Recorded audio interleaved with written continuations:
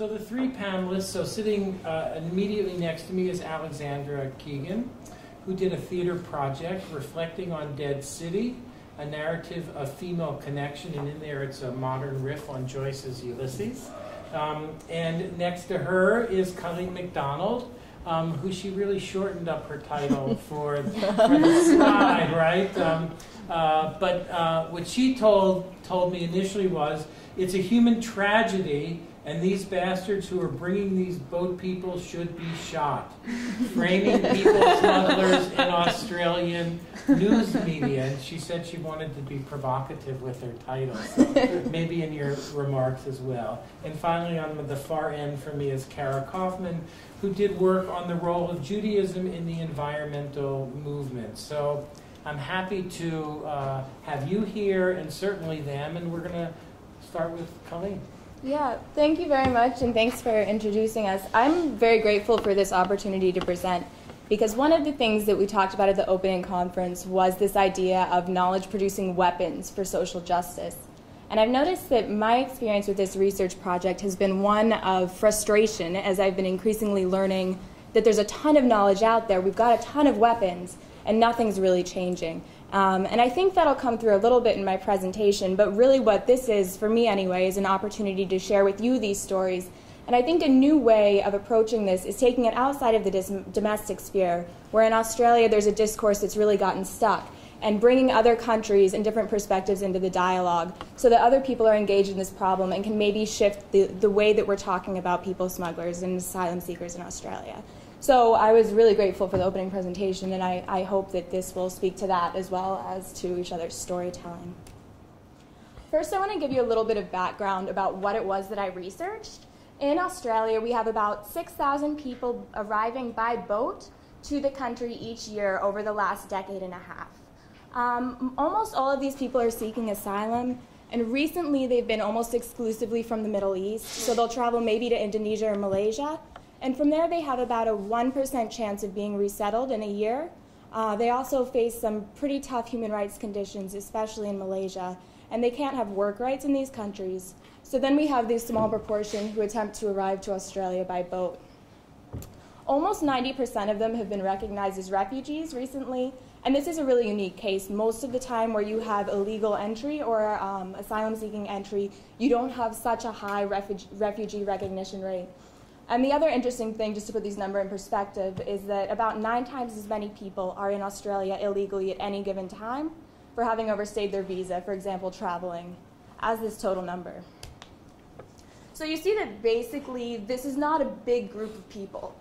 What's really surprising then, I think, is the large number of people who are upset about these asylum seekers arriving.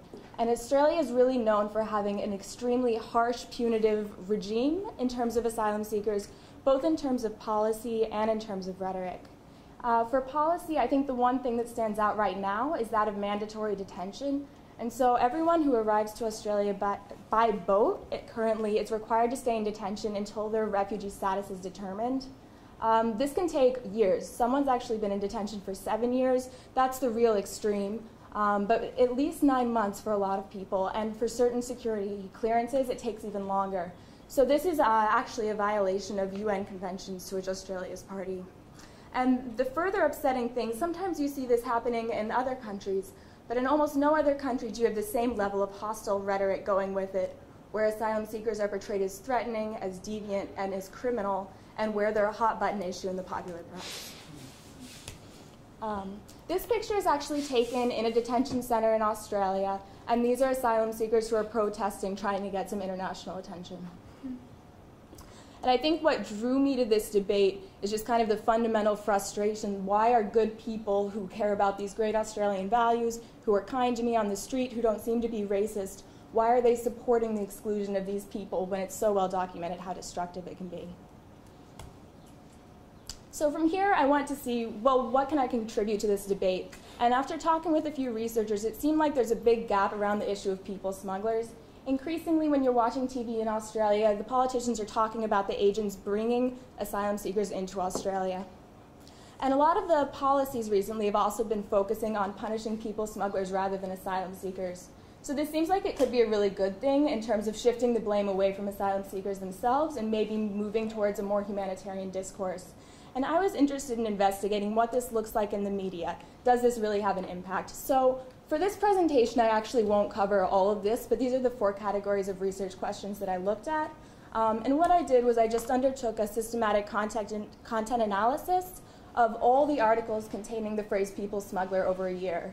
It ended up being, well, it was 144 articles, but one of them actually I eliminated because it was about a bungee smuggler, which is the Australian term for a Speedo, and had the word people in it. So it was 143 ultimately. And I rounded it out with some interviews. I took some field work in Australia with advocates and researchers there, and was actually able to visit immigration detention by pretending to be, and I guess I shouldn't say this with the camera running, but a guest artist. So there are 3 main findings from the research, and one of them is that people smugglers are consistently blamed. So one of the categories I coded for is who is blamed in the coverage, what problems are identified, who are the victims, and what are the prescriptions. And in 44.1% of the articles, people smugglers were explicitly blamed for the problems at hand. The problems at hand are usually just the arrival of asylum seekers, but in one case where a boat crashed and 50 asylum seekers died, the problem was the deaths of these asylum seekers. Usually, we see it's politicians blaming the people smugglers, and usually it's happening in really general terms. They're portrayed as evil, as unscrupulous, as bastards who deserve to be shot. And I think one politician even says, Scott Morrison, who's the opposition politician, says that nothing will stop them. It doesn't matter if it's Christmas, it doesn't matter how many people die, it doesn't matter if there's a monsoon, nothing will stop these smugglers. I would say the same of the politicians, but that can wait. But there is some nuance here as well. On the left, you see a high-level people smuggler, and discussion of this smuggler occurs in 3 of the articles I coded. Now, this is the only instance where there's coverage of a specific individual rather than the general category of a smuggler. And in this coverage, he's actually portrayed much more sympathetically. He's a refugee himself. He was denied entry to Australia. He said he acted out of a moral imperative to help people who felt that their lives were in urgent danger. And his lawyer claims that he has not gained in any way monetarily from this adventure. So there's a more sympathetic portrayal that's not really consistent with this higher level discourse, even within the coverage that I looked at. On the right, you see 3 Indonesian youths. They're 15, 16, and 16 years old. And it was found out that they were in adult Australian prisons alongside alleged sex offenders, and this was also a big scandal. And under Australian domestic legislation, anyone who assists facilitating the arrival of asylum seekers to Australia is prosecutable as a people smuggler. It doesn't matter what their role was. So this was another outcry, more in terms of the fact that Australia may be targeting the wrong people. So I think more interesting than what the coverage says about people smugglers themselves is what does this mean for asylum seekers? And at first glance, it seems like asylum seekers are portrayed in a much better way in this coverage. The journalists are rarely saying explicitly, these people are a threat to us, they want to destroy the Australian way of life, all these inflammatory statements that we've seen in some previous content analysis. So that seemed like a good thing. But a couple other things stood out that I think are worthy of note and quite problematic. One is that when you look at what problems are identified in the coverage, the most common one is the flow of asylum seekers to Australia. So they're not portrayed as evil or intending to harm, but it's taken for granted in this coverage that the fact that they're arriving, period, is an issue for Australia. The fact that they're facing significant risks themselves, none of this appears as a problem in any of the coverage. I think combined, probably about 3% of it looks at the interests of asylum seekers or other countries. They are still portrayed as deviant, as troublesome, and as criminal in some of the coverage. And their portrayal of victims usually happens in relation to this criminal people smuggler image when politicians are trying to deflect blame. So this isn't a great shift. This is not a progressive shift in terms of how we're talking about asylum seekers in this coverage. Finally, and this has come through a little bit, I think, in the last 2 discussions, but this is a really political debate. And this was the thing that surprised me most when I was reading these articles. Almost all of it is a back and forth between Labour and Liberal politicians. The allegations are really rough. They're not gentle about this at all. They say they're incompetent. They say they're laying out the welcome mat to people smugglers, which is apparently the ultimate insult in Australian politics at the moment. But what's also surprising about this is that there's a lot of convergence in the way that these politicians on both sides of the spectrum are talking. They seem to agree upon the fact that the objective of asylum seeker policy should be deterrence, so deterring people from trying to enter Australia, not resettlement through other channels or any of these alternatives that might take a more holistic approach. And they also seem to agree that breaking the people smugglers business model is key to this. So the focus is on these two objectives, and the contention is really the competence. This government is failing to do this. This government is saying they could do it better. So taken together, what we see is that there's really a hostile hegemonic discourse even throughout this coverage, which at first glance, or if you read one article at a time, doesn't seem to be too bad. The framing's exclusively in terms of Australian national interest. The reliance on official sources, and especially high-level politicians, is overwhelming. There's a failure to systematically include the voices of asylum seekers. And this 9.1% is actually pretty misleadingly high. In 3 or 4 of the cases where asylum seeker voices are included, it's playback of emergency calls. So it's dead asylum seekers, and they're playing back their screams for help. I still coded that. But they're not included in a proactive way where they're giving their opinions. The prevalence of episodic coverage, which leads individuals to place more blame on individual actors like asylum seekers and less on societal accountability, is extremely high. And fundamentally, I think the really key thing here is that there's a failure throughout all of the coverage to challenge the idea that asylum seekers are indeed a problem for Australia. And this is something that doesn't hold up, and in my conversations with advocates and activists, they really challenge on a much deeper level. So stepping back from this, I just want to conclude with a quote which you can read from yourselves in order to try to avoid doing what I've been accusing the coverage of doing, which is completely not including asylum seeker voices. And I think this is really the fundamental question for us is if in the places that are meant to be most safe and most accountable, someone can't guarantee or can't count on the fact that their rights will be protected, what does that mean for them and what does that mean for society as we increasingly have a need for resettlement? So, yeah, thank you very much.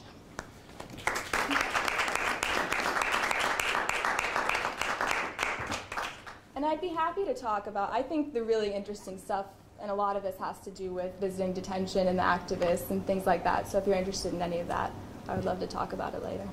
Hi everyone, I'm Alex, and I am talking about my senior project, which occurred this fall, which was a production of Sheila Callahan's play, Dead City, a modern riff on Joyce's Ulysses, and it went up as part of the theater department season in Leeds Theater, which is off of Lincoln Field.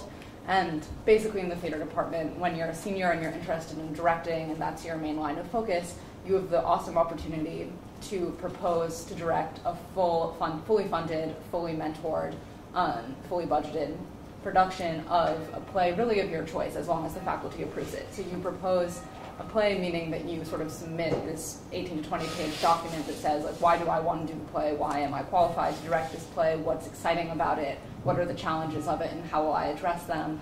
And what will be the effect of this play on the community? You sort of write that all down and you send it off to the faculty and they read and evaluate it, and I was really fortunate to have the opportunity to direct this piece with 9 undergraduate actors, and a staff of 25 undergraduates working with light design and costume design and tech design, et cetera, a dramaturg and a choreographer. And so this presentation is really kind of a reflection for me on it. I think directors often don't have the opportunity actually to reflect on their work once it's done. You sort of put the production together, you work moments, you work scenes, you stage things, and then you let an audience come see it, and then it's done. So it's really exciting to have the opportunity to talk about it again.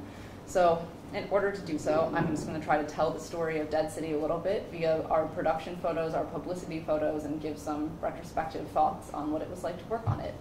So the first picture here is a publicity photo that we took actually right after casting. So we took it right away, having really not discussed the play with the 2 actors who were sort of playing the 2 main characters. The play at its heart is about 2 women learning how to connect in New York City in 2004. It is a riff on Ulysses, so it's a takeoff of both Ulysses and the Odyssey.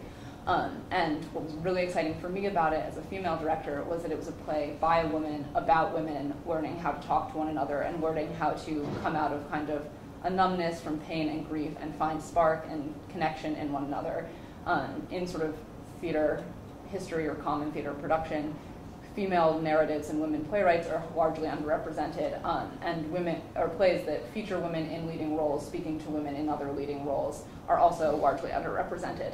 And I don't necessarily want to say I want to like direct female narratives, I just want to direct narratives that excite me, and I think women's narratives, it's interesting to me that they're thought of as like women's narratives, because when we think of like a play by a man, we don't really say like it's a men's play. That's not what happens. So I just think of this as a play. It happens to be a play about women, and that is an exciting thing in it. But here they are, the equivalent of Odysseus and Telemachus. Sophie, who is in the black, who is playing Samantha in the production, is playing a late 40-year-old woman who is on the brink of a marriage that's falling apart, who has lost a child 22 years ago. He was stillborn or died closely after birth. And she has a 19-year-old daughter who's not seen in the play, who goes to Vassar. And she lives in New York City on the Upper East Side in a fairly elitist, rich world, pretty white world. And she really probably couldn't be financially stable independently. She does do freelance work, but that's not, and it wouldn't be enough to support her. Her husband, who's a jazz singer, would be her main source of support, and he is, as the play opens, having an affair with another woman, as she's realizing. The other character, and this is just Samantha again by herself during the production. The next character, Jewel, is 22, which is the age that Samantha's dead son would be were he alive, and she has just lost her mother. It's quite, well, a year past, but is still in the process of grieving her mother. Her father is an alcoholic.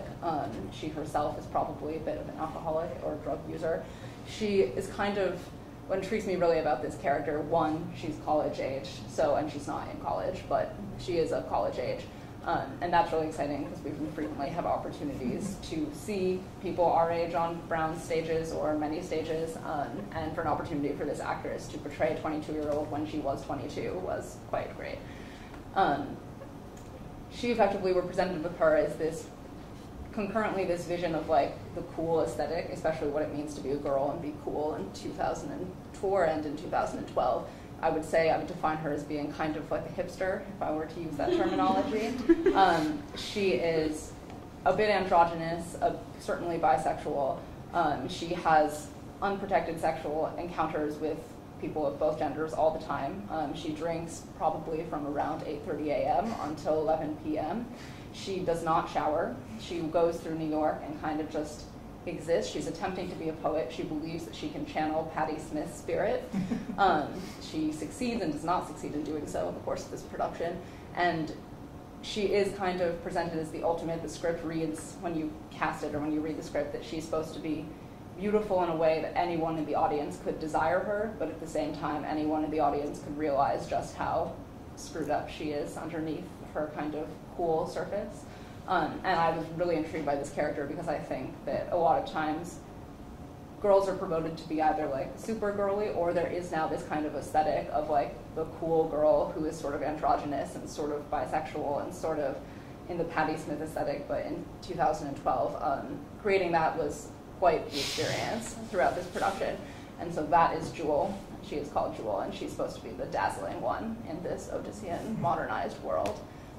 This is just a copy of the script, the character breakdown page to give you a sense of what is going on with the characters in the plays. There's Samantha, there's Jewel, there is Gabriel, which is the next on that list, he didn't play those other people in this production. He's Samantha's husband, who is having an affair. And yes, it does say that he is supposed to be sexy as hell, which is fun in casting.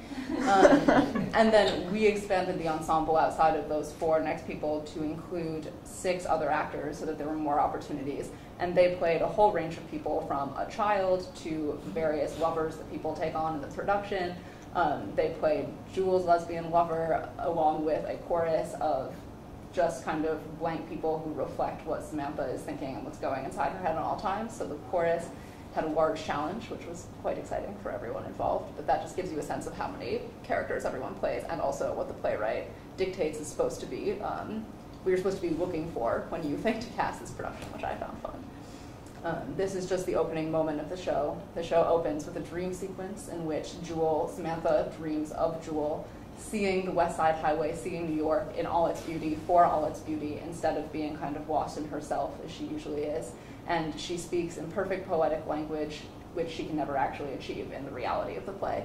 But she speaks this sort of beautiful verse that I'll read it even though it's here, but it says, "The West Side Highway is now laid across my lap, and this crossing is all that lies between myself and this day's most absurd parade, and if I could levitate, I would choose this very moment."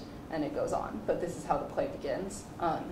And I find the beginning of the play to be one of the most beautiful linguistic parts, in the sense that it's already imagining kind of the perfection of connection, of dazzling, of seeing and being able to stop and take in beauty in moments that otherwise doesn't really happen as people are rushing through the world of the play, and they learn how to sort of achieve this moment of wanting to levitate, wanting to pause as the play progresses. So that is the beginning, which is also the end, and it proceeds. I'm just going to go through these pretty quickly, but this gives you a flash through the production. This is Samantha realizing that her husband has a lover because his lover has sent this envelope to the house that she is smelling because it smells like perfume. That is her husband in bed. Then she goes through and meets kind of a series of rather ridiculous New York characters. This character here in the red jacket is sort of an Upper East Side, quite absurd, elitist character who says a lot of things, but is actually, in fact, quite numb and you can't really have a real conversation with her, but Samantha tries. This boy here, who is now covering her face, is Samantha's fantasy lover throughout the play. He's 18. He's in full New York City prep school garb at all times. We made the decision that she doesn't actually sleep with him in the context of this play, but you could stage a production in which she in fact does. In that case, she would be having an affair with someone who is younger than either of her children, both alive and dead. So this is Samantha's lover figure.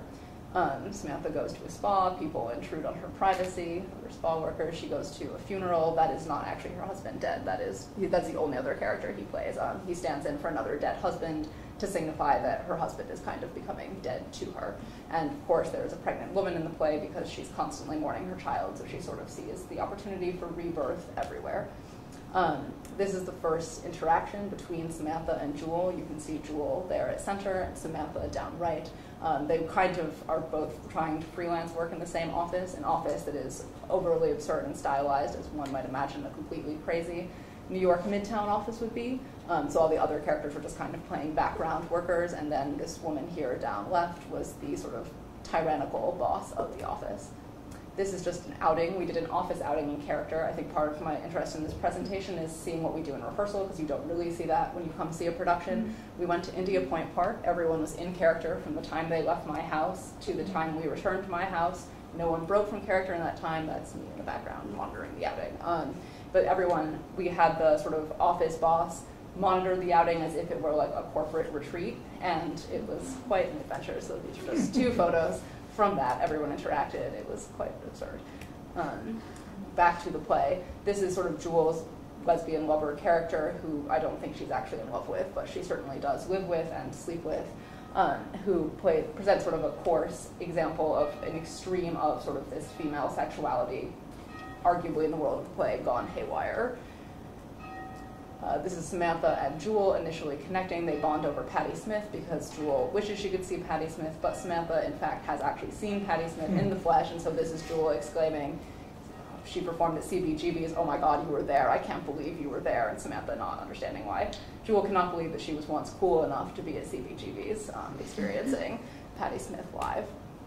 The rest, I'm going to flip through these pretty quickly because they just give you a sense of the style of what the production looked like. This is Samantha's husband in a fantasy sequence. This is again a fantasy sequence of them remembering what it was like to be happy together, and then you see they fall apart and the lights turn red, so things are going badly. This is Samantha on the subway. Lots of strange things happened in this play. I think I should say that, as is apparent here, because someone is like standing with their arms spread out. Basically, anything can happen in Samantha's world. We're inside her head for the entire production, so effectively, people will start speaking inside her head arbitrarily, and one of our biggest challenges in this process was to distinguish between those moments when things are like occurring inside her head, like in this moment when this schoolgirl stands up and starts singing in French on the subway, and when things are in fact occurring in real life, because it's a little difficult when you just see the script. This is one of the key sort of phrases in the show that reoccurs. It's one of the things that unites Samantha and Jewel, and it's this idea of weakness or strength. Someone tell me I exist. I would argue that over the course of the play, they find the meaning of existence in one another, and they also find this sort of meaning of what it is to be female and to exist and to be given a sense of self and a sense of worth back when you fail at being a mother or when you fail at being a daughter.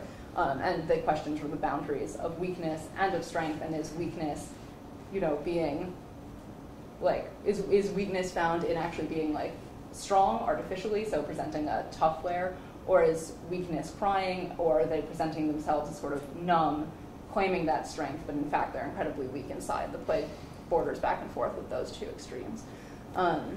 This is a fantasy sequence in which she imagines that Jewel is sleeping with her husband, so this occurred in the play. Again, a fantasy sequence in which she sort of believes that's the moment of the chorus playing all these voices in her head and sort of being in neutral, and they touch all parts. Well, in the script it says Gabriel is supposed to have 5 hands and touch her all over. We did this instead. Moments like these, this is just sort of an example of Jewel and Samantha connecting with another ensemble member, playing another of these sort of androgynous girls in the background. And then effectively the key moment of the play, Jewel invites Samantha to come to a nightclub with her, and then things get a little bit wild and they actually do find connections. This is the invitation to the nightclub moment. This is the nightclub, this is dark, but this is also the nightclub. This is our choreographed dance sequence that happens midway through the play to the song Linkin Park's Encore. And then this is sort of their pivotal moment in the play where Jewel says, "Can I tell you a secret?" Samantha says yes, and Jewel says, "I'm glad you're here." It's certainly one of the most simple moments of dialogue in the entire play. It's not wild, it's not crazy, there's no French, and yet it's easily one of the most beautiful, and it is what sparks Samantha's kind of breakdown in the play, because finally someone is actually glad that she's present, is glad that she's there, is listening to her, and is caring. They then hug. Then Samantha has a breakdown in which all the characters come out of her head. That's an example of one of the moments, and they're reminding her that she's lost her child. And this is just sort of text that comes with that about the body, the female body especially, not being a miracle, not being able to produce a live child, not being able to sort of separate from mother, not being able to be mother, but once wanting to be, and sort of losing the ability to feel. And then she finds it again in Jewel, as is kind of seen here. They get in a cab with a crazy cab driver who does not speak English very well. They go home, they fly home. The cab does actually fly. That was exciting. And then they have this sort of moment of parting, and this is their separation, where you sort of have this moment where you wonder if Jewel and Samantha are maybe going to have some kind of love affair, because it is ambiguous. And not that they get close, because I don't think they do, because I think they channel mother and daughter rather than sexual partner. But there is this ambiguity that Callahan plays with over the course of the text, and we try to sort of dramatize it here in this moment. This is an extended moment where Samantha just looks at Jewel. She sees her dead son. She sees a part of herself that she wishes she still could be, but can no longer be, and she wonders if maybe she could, in Jewel, find a way to be rejuvenated, to be brought back to life. And Jewel, in the same way, kind of finds the mother that she's missing in her, and is able to say, maybe I too could be brought back to some kind of connection to life, a little bit out of the dissolution of alcoholism and sort of casual sexual encounter, etc., that she's going on with. And then Samantha gets back in bed with her husband, and then she and her husband, who've been in their separate universes, possibly having affairs with other people, are finally, for the first time in a very long time, able to reconnect. And Samantha here is looking up at Jewel, who she's fantasizing up in the catwalks of the theater, while her husband looks at her. And this is the zoom out of the closing moment of the play where they kiss. All the characters are in the background in the boxes that lit up in sort of like the New York skyline. And Jewel you can see up above, and she drops blue flower petals on the bed, symbolizing it's a recreation of the marriage bed. And the blue flower petals are used throughout the play to symbolize the dead son, to symbolize grief, mourning, and also in this sort of converted in this moment to sense a potential rejuvenation. And then these are the closing moments of the show, where again it's really simple language, where Samantha asks her husband, "What do you need?" He replies, "Something small." Everyone says, "You are here," in unison. And then the stage direction says they touch each other. In our production, they kiss. Jewel dropped these flower petals, which was kind of a added directorial cast moment. And then the lights came down as music came up. So that's to give you a sense of what the conclusion of the play is. She is able to sort of come back to her husband. It's not like happy ever after, we're all pleased and everyone's going to be forever enjoyed, but it is a moment of hope, saying that like if I can connect to someone new and if someone can rejuvenate me, perhaps I can be brought back to life and bring that life into my other relationships. And then these are just fun photos from dance hall and rehearsal to give you a sense of what goes on behind the scenes. That's backstage. There were 48 costumes in the show. That was exciting. And this is also one of my favorite photos. It's a breathing line from rehearsal, which is a technique you sort of use to get everyone breathing in tandem, and learning, because this show is so fast and syncopated, everyone kind of had to be in the same breath space, so everyone lies on everyone's stomach, and you do a thing, and you go through and sort of you as the director are like, okay, we're going to try to like laugh now, and one person starts to laugh, ripple effect, and then everyone laughs, everyone sometimes cries. That sort of maybe didn't happen in this, but it does happen in other such activities. And I think it's a nice example of what the theater space looks like before the set is there, before things are there, when you're just trying to figure out who the people you're in the space with are, how you can be an ensemble together, and what is really going on, both in this play and with the people surrounding you. This is a zoom out of tech with pretty lights, and this is the poster, which we use to publicize, which has the blue flowers, New York concrete, and then Dead City coming out of it. So that is the end of my attempt to summarize what happened in the production. Of course, I can say much more about what it means about female connection, narrative, etc., but I will leave that for the question section, so you have a sense of what happened in this production and the process we used to get there.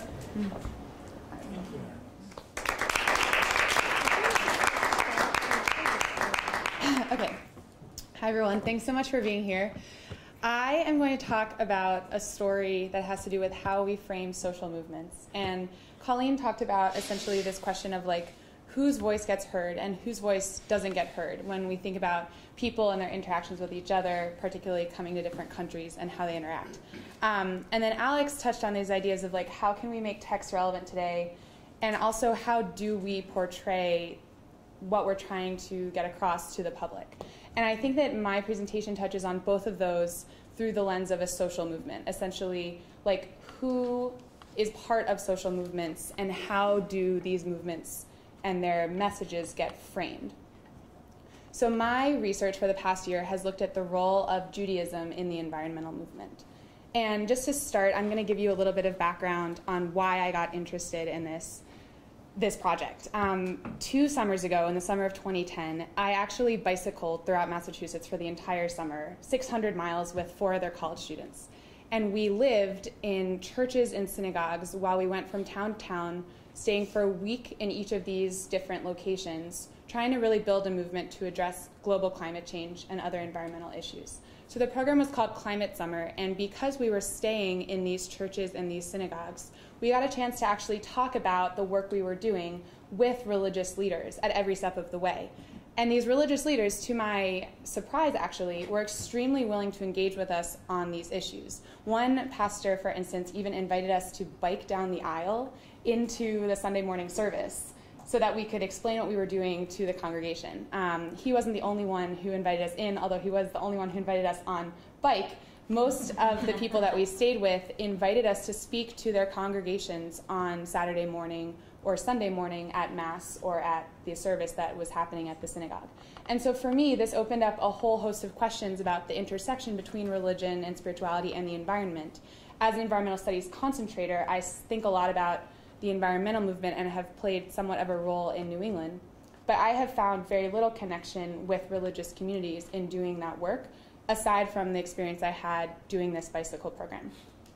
So that was my main impetus and motivation for studying it.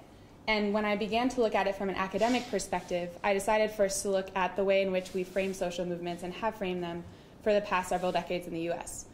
So here we see that in the 1950s through the 1980s, although I would argue also continuing through today, the civil rights movement is a shining example of a social movement that utilized at its core religious values and religious language. Martin Luther King Jr., for instance, was the leader of the Southern Christian Leadership Conference, and it's not by coincidence that his position as a minister propelled him to use a lot of values and ethics-based language in his call to redefine the morality of the United States vis-a-vis racial relations. The anti-war movement is also an example where the Quaker community really said that Vietnam War is wrong on ethical and religious grounds, not just intellectually. And if we look at the literature, even from a secular perspective, on the environmental movement and what we need within the environmental movement, we find a lot of examples of secular writers calling for more values-based language within the movement itself. So this goes to this question of like, who gets to say what, and how are we framing this story? So in 1949, Aldo Leopold, who's a prominent writer about environmental issues, came up with this idea of a land ethic, where he brings in ethics and values to bear on the relationship that people should have with the environment, the natural world.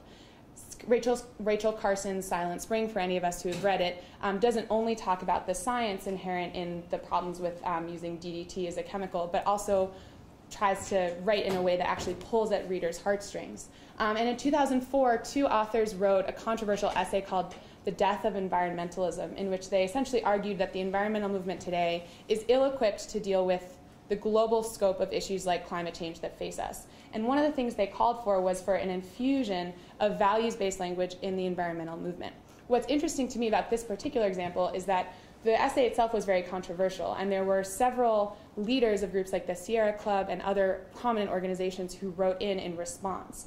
Out of 4 of these rebuttals, actually 2 of them, several of which were authored, as I said, by key leaders of the Sierra Club, for instance, actually agreed on the point that the environmental movement could use an infusion of values-based language. However, as I mentioned, as someone interested in the environmental movement and who has been a part of it for several years now, I see a split, a dichotomy between religion and the environment, where on the one hand, particularly in the national discourse, we think about religion as something totally separate from our involvement in these social issues, particularly environmental ones. We think about nature, we think about biodiversity, ecosystem services on the one hand, and then when we think about religion, it's all about tradition, beliefs, community. There isn't very much overlap. Why is it relevant for a religion, for instance, to have a hand in a social movement and vice versa? Well, for one thing, religions offer a tremendous amount to social movements, as we see with the civil rights and anti-war movements. For instance, they offer traditions, texts, customs, and holidays that really create a sense of core unity among people and among people all over the world who practice these traditions together, community, and a moral voice. I feel, particularly in the past several years, that the environmental movement really does lack a strong and coherent moral voice. And so for this reason, I feel that it is relevant to bring religious and environmental groups, as well as texts and ways of thinking about these things together. One interesting thing as well to note is that despite the fact that these issues are relevant and that there has been a dichotomy that I've experienced, for instance, between these areas, there are organizations that are working at the intersection. So there are groups like Interfaith Power and Light, for instance, the National Religious Partnership on the Environment. There's a group called the Coalition on the Environment and Jewish Life that all do extraordinary work. But before I started my thesis research, I had never heard of these organizations and these groups. So my particular research questions were twofold. Number one, I looked within the Jewish community, partly because that is my own faith background and partly because it is a relatively small population. I felt like it would be one that would allow me to reach a large number of people in Rhode Island who are Jewish. Number one, how do Jewish texts, customs, and holidays influence people's perceptions of the natural world, if they do at all? What is the relevance of these texts today? Which I think goes partly to what Alex was saying. How can we bring these texts to life, and what role are they playing in people's lives? And number two, how can Jewish and environmental organizations work more closely together toward mutual benefit?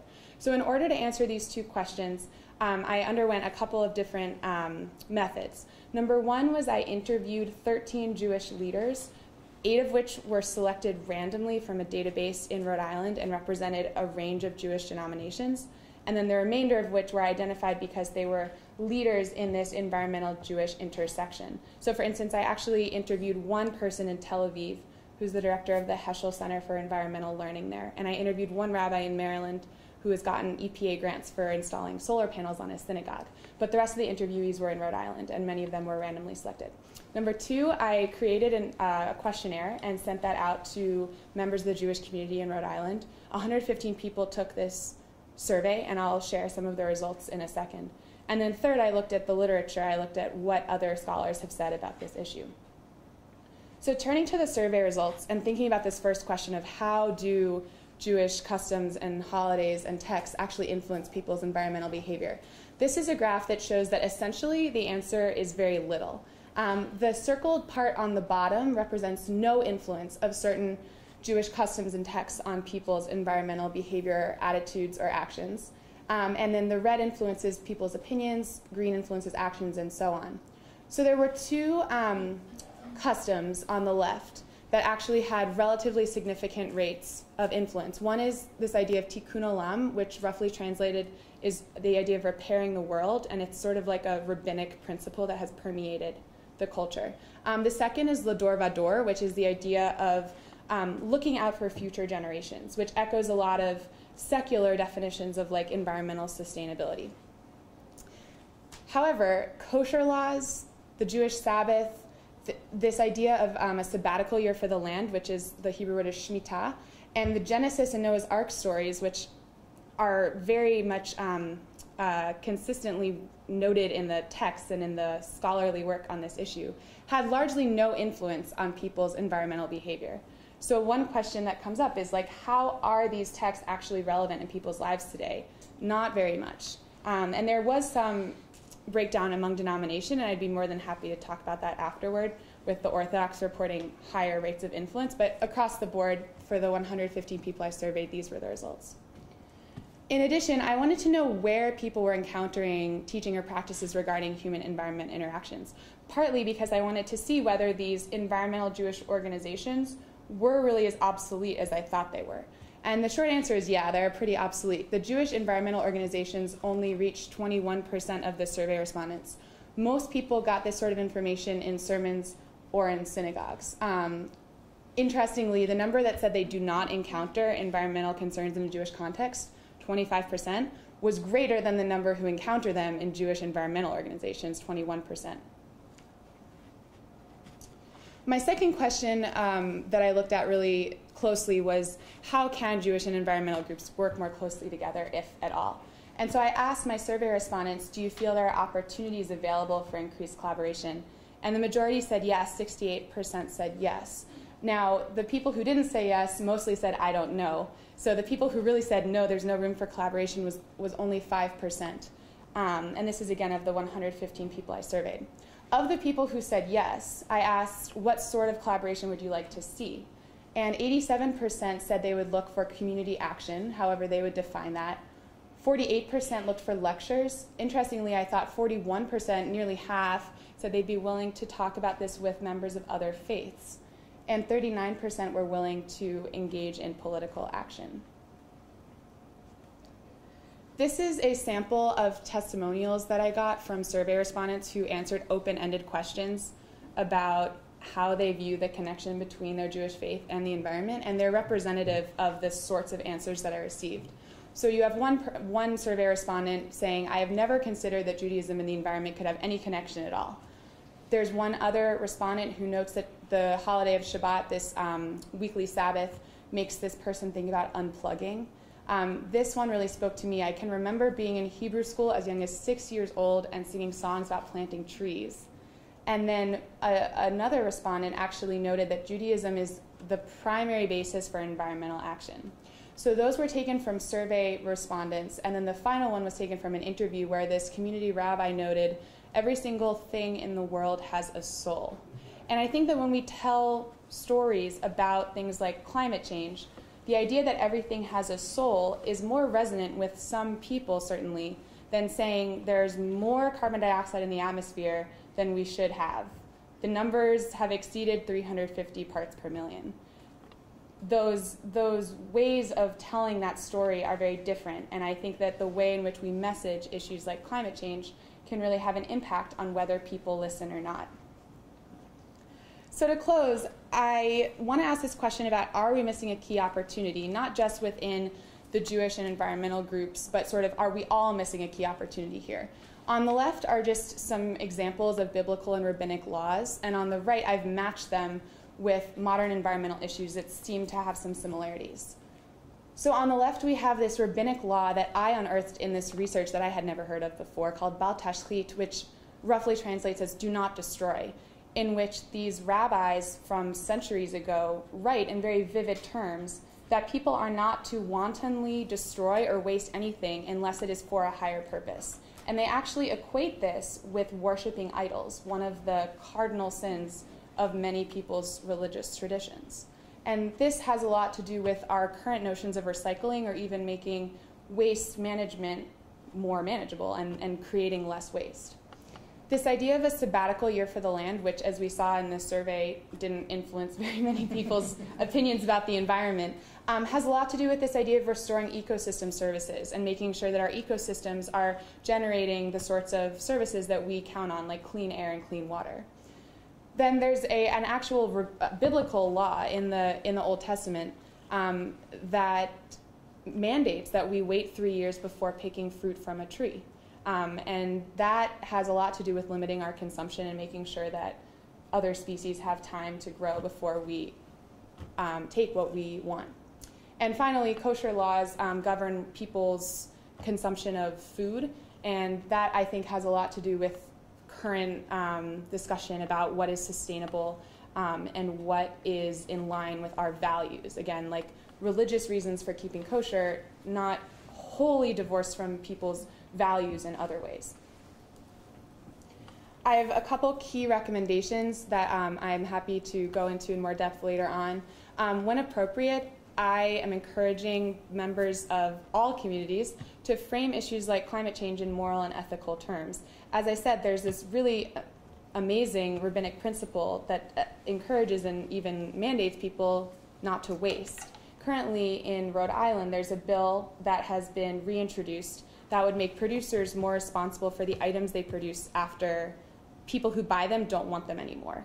And this is an effort to essentially incentivize companies to recycle products after a consumer has bought it and doesn't want it, or even to pay for that particular item to be broken down into component parts and made into a new item. What an amazing, I think, synergy between these two principles and these two conceptions. And for an environmental group that would be seeking extra support on something like this bill, I think there's fertile ground for groups to reach out to members of these faith communities and really frame the issue in ways that will resonate clearly with them. And then for Jewish communities, I think there's a lot of room here for them to really bring these Jewish texts, these Jewish customs to light and to make them relevant today. As we saw, there's very little influence that I found within my survey respondents with regard to how these texts are actually influencing people's environmental ethics. Wouldn't it be great for the education of all of these people and the schools that we're sending them to in Hebrew schools and these other day schools if we could couple their Jewish learning with actual applications in the real world? And I saw some examples. For instance, the Jewish Community Day School here in Providence, just down by the football stadium, has a garden in which they have a section that is a biblical garden, and they grow actually plants there that are mentioned in text, in Talmudic and in biblical texts. So the students not only learn how to compost and how to grow their own food, but they also learn how to make these texts relevant for their own lives. Thank you.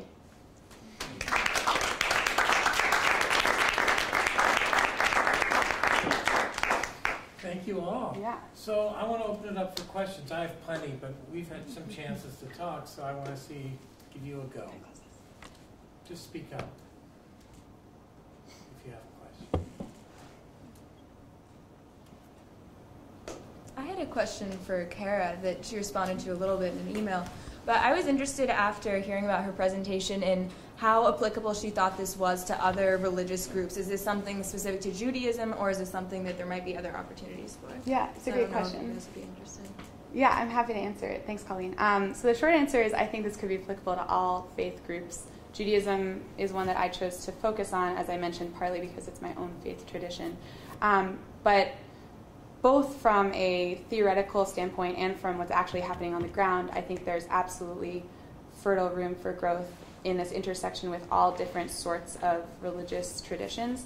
Part of the reason that I say that is that there are groups working at the intersection, for instance, that are evangelical Christian groups, that are other Christian sects, that are Muslim groups, that are actually currently working on, for instance, like lobbying people on the Hill as part of these organizations like the National Religious Partnership on the Environment.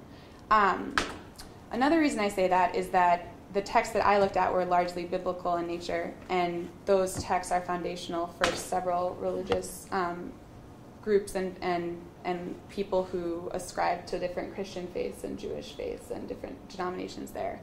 And then third, I think that there is a lot of room for values to infuse the discourse on environmental issues that don't necessarily have to be rooted in religion per se, that can draw on what these religious traditions have to say.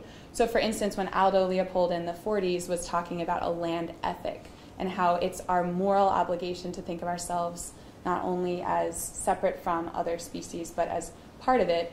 That's something that he would ascribe to from his own values-based ethical system that isn't necessarily in line with what Jewish teachings would say, but I think still could absolutely reach people who feel that that is in line with their values, whether those values were shaped through religion or not. But one of the main recommendations, I think, from my work is that environmental groups looking to bridge that gap can do a lot to educate themselves about what these religious communities really value and care about, and can then tailor some of what they're talking about to really reach people where they're at. Yeah. Thank you. Yeah.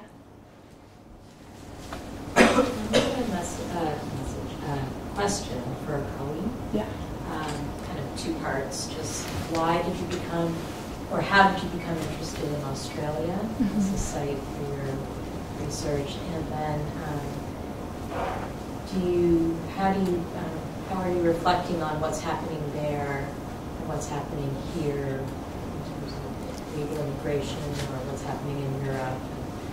And, How much does it overlap? Yeah. Yeah. The very specific reason I became interested in Australia is actually because my partner's Australian, and he forwarded me a chain email that was just horrendous. And I'm not easily rattled. I don't think any of my friends have ever really seen me mad, and I just emailed back furious and spent a few days in the library researching, saying these claims can't be true, this rhetoric can't be okay. And he had sent it to me because he thought I'd be alarmed, but it was an email that had been going around his workplace to hundreds of people. It actually turned out that the email wasn't started in Australia, it was started in Canada, it circulated in the US and Denmark and Australia. But I had it in my head from getting this from an Australian, that this was a unique Australian problem. And as I started researching their statistics to try to counter what the email was saying, I found this very specific case of almost exclusively asylum seekers being treated with very well-documented hostility and with a harsh rhetoric. So I do think sort of academically, it was incidental that I stumbled upon it, but it is a very unique case in that the population we're talking about is almost exclusively fleeing persecution, and ultimately will be recognized as such, and also that there's such a great wealth of research and knowledge about the ways that mandatory detention has harmed them, about the ways that politicians have been complicit in creating a discourse for political means that really suppresses people who don't have a lot of advocates domestically, and yet not a whole lot has changed there. That said, actually something I'm looking at right now is the extent to which this happens in other countries. And what you see is the UK actually has a pretty similar stance rhetorically towards asylum seekers as Australia, where there's a lot of public hostility, and there's an increased use of detention there as well. Whereas in, for example, the United States, we're seeing an increased use of detention, especially after September 11th, but we don't have the same rhetoric around it. So there may be some of the same abuses, but it's not as high profile. So that's something I'm interested in learning more about as well. Thank you. So last night, there's, That's okay. no, go ahead, Chaplain. For Tara, once again, do you find that there's anything in the Jewish faith or other faiths that might actually run counter to the environmental movement? Because I'm thinking specifically about a friend of mine who is an evangelical Christian and says that in the Bible it says that man has dominion over the earth. So do you feel like there are certain things about the faith, about Jewish faith that might actually counter? Yeah. No, it's a great question. It's an important one. The short answer is yes. And then the longer answer is that in the literature, especially that I reviewed for this project, the Genesis creation story gets a lot of play, partly because of that ambiguity over the language and how much humans can or cannot have dominion over or stewardship over or whatever, however you translate it, other species. And so there are a couple ways to look at it. One is that my research actually suggests that the Genesis creation story, like many of those other dimensions, has very little influence on people's environmental ethics. The Genesis creation story was actually one of the dimensions that I tested for, and something like 80% of people said no influence. So there is a question as to whether within academia that has more of a role and more play than actually influencing people's behaviors. But you're right that that particular text has had a lot of people coming out and saying humans can essentially do whatever we want with the environment. So to answer that part of the question, one of the things that I've unearthed in doing this research is that there's a great number of Jewish laws, both biblical and rabbinic, that have to do with limiting our consumption of natural resources. So I'll give you a few examples. One is this idea of a sabbatical year for the land, which says in the Hebrew Bible that people must let the land leave fallow every 7 years, both so that people who do not own land can actually harvest it for themselves, and therefore it's a way of redistributing wealth, and also so that the land can replenish itself. Another is the idea that we're not allowed to take infinitely. So I'll give you two examples. One is if we besiege a city, this is what it says in Deuteronomy, if we besiege a city, we're not supposed to cut down the fruit trees. We can cut down other trees to build houses for ourselves, but we're not supposed to cut down the fruit trees because they have important provisioning services for us. And then when we actually do reap the benefits of those trees, we have to let the trees grow for 3 years before we can pick their fruits. So there's this idea that we can pick the fruits, but we're not supposed to take indefinitely. And I'll give you one other example. The first commandment of the Bible actually comes before the commandment not to eat from the tree of good and evil. It is, eat of every fruit of the trees in the garden. The second commandment is, but don't eat from this tree. So there's this idea that we're allowed to or supposed to use natural resources for our own benefit, but we are only supposed to do that up to a certain point. And what people say that point is very much up for interpretation, and that's something that Jews are very good at. Interpreting and reinterpreting and discussing and debating is something that is central to the Jewish faith, and I think that's important. But part of what I argue is that if we really look at the host of and the range of Jewish texts and Christian texts, and I would assume texts from other religions too, although I don't really know from my own research, and try to piece together some sort of environmental ethic that could actually be relevant for the world today, even if I was going in this with no prior expertise or knowledge of the environmental problems that we face, my guess is that all of those traditions would at least have some mention of the ways in which, and the nuanced ways in which we're supposed to interact with our natural environments. Yeah.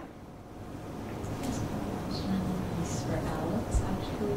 And I wanted to start off by just saying the three of you are fabulous public speakers.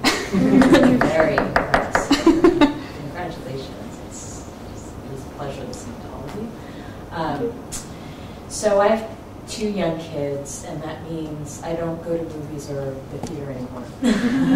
So my husband and I are just watching a lot of Netflix, and my husband's sort of an old school fogey guy. He doesn't like Hollywood movies, a lot, and so we're watching a lot of old movies. And we have been saying how much more interesting the characters for women in these old movies were back then. They're just more complicated, more interesting. Like Barbara Stanwyck is just amazing, and other than Meryl Streep, I just feel like they're just Yeah.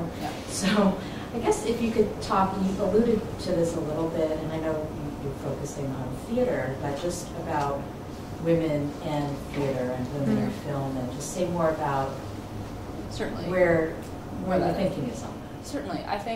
I guess I know less in an academic way about women in film, except that I suppose that roles for women on stage are perhaps improving, while roles for women in film are maybe on a larger scale becoming, it seems, more generalized, certainly not in all films, but in several, because I think you're right, there are several, I was watching Mean Girls the other day as an example of a popular highly commercial movie, which theoretically was highly advertised, and certainly we watched it. I went to all-girls school, so we watched it there as an example of what girls can do if they go wild and attack each other. And that, I was watching it the other day, actually kind of thinking about doing this presentation, and was sort of well, yes, certainly these roles are interesting. Lindsay Lohan's great, but it's a bit of and yes, that film is specifically trying to make a kind of frightening impression of what girls are with one another, but it's a little bit sort of scary of how there's sort of the generalized girly girl, and then there's the sort of like maybe lesbian androgynous character, and then there's the like good girl who's in between in all of this, and of course that's in like the teenage realm.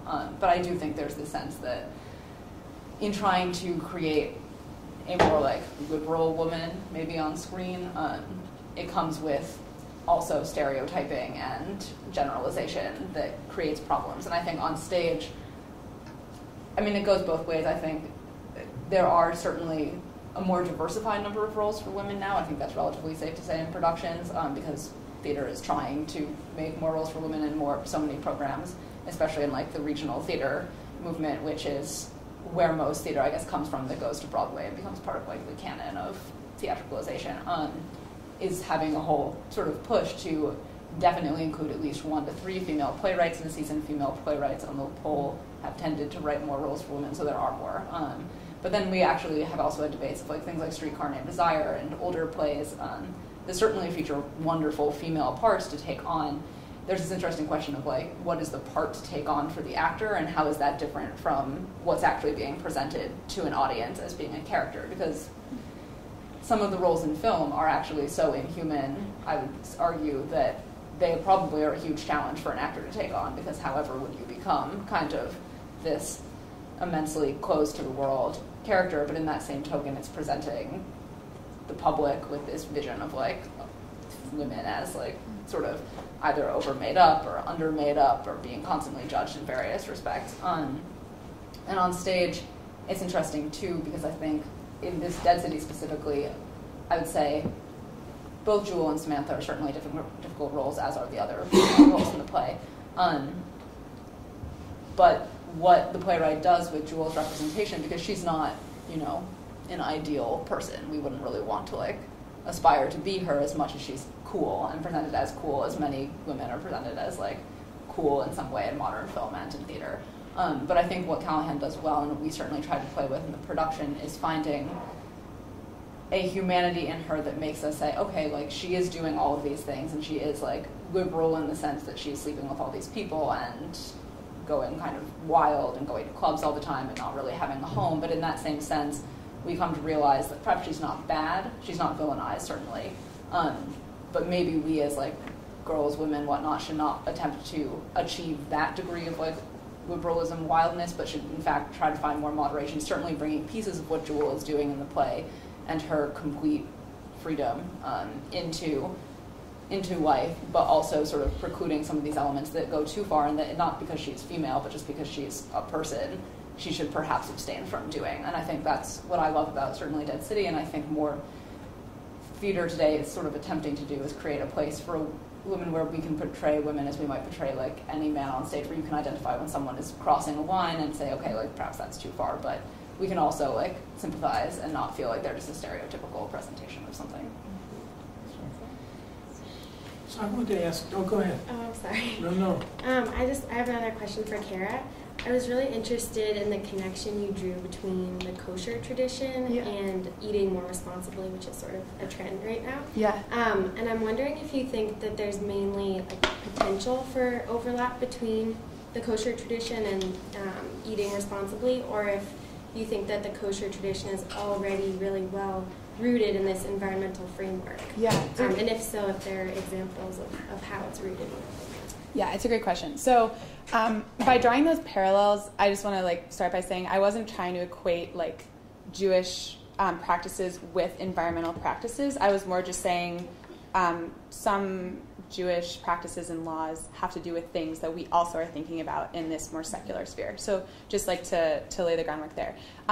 Interestingly, there have been more reform and reconstructionist leaning rabbis that have actually started thinking about how we can move being kosher into the secular arena by thinking about not only whether the food is strictly kosher or not by the letter of the law, but also whether the labor practices and the ways in which the food has been grown are just. And so there's a really interesting activist rabbi named Arthur Waskow, who's written widely on the subject and is himself an activist, who has spearheaded this effort to create an eco-kosher label so that people would be aware when they purchased kosher goods of whether it also had taken into account some of these other social dimensions. And so I think that's like a great example of an instance in which people within the more activist, reformed Jewish denominations are actually thinking about that very intersection.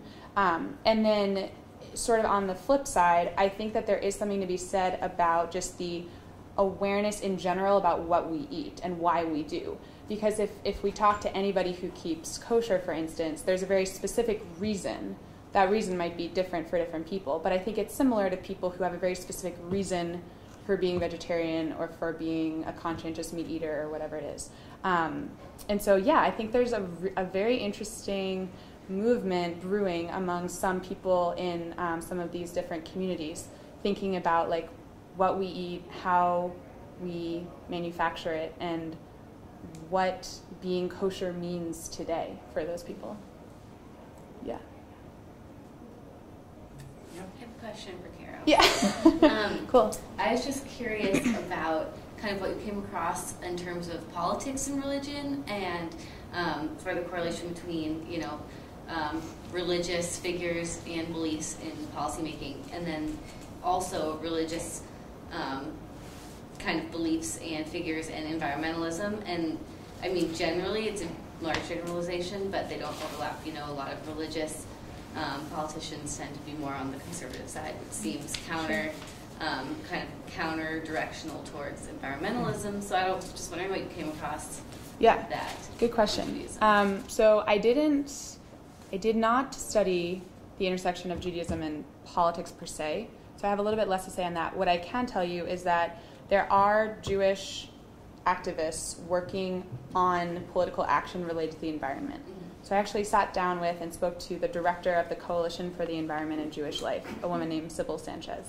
And she heads up this national organization that has as one of its goals lobbying. So for instance, she's actively working on the Farm Bill because she's interested in having certain sustainability profile projects in the Farm Bill from a Jewish perspective. And I think that's quite interesting. They are launching a campaign right now to get as many Jewish communities as possible to sign on to reducing their greenhouse gas emissions by 14% by 2014, which is the next sabbatical year, given that idea that I talked about before. And so that's an example of a Jewish organization that's certainly working on the political front.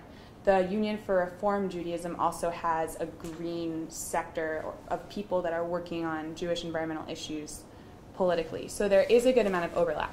I think that at least what I've encountered is that the national news media does tend to sensationalize a lot of the more right-wing, conservative Christian views that climate change isn't real and why are we thinking about this. And I didn't research that as much, so I don't have as much to say, but what I can say is that from my own research, there are definitely a plurality of opinions within the Jewish world, most of which, at least the ones that I encountered, tended to be favorable to environmental movement goals. And so I think that's a story that needs to be told. I don't think it's unique to Judaism either. That's just my gut feeling. Mm-hmm. Yeah. Thanks. So I want to thank the three panelists.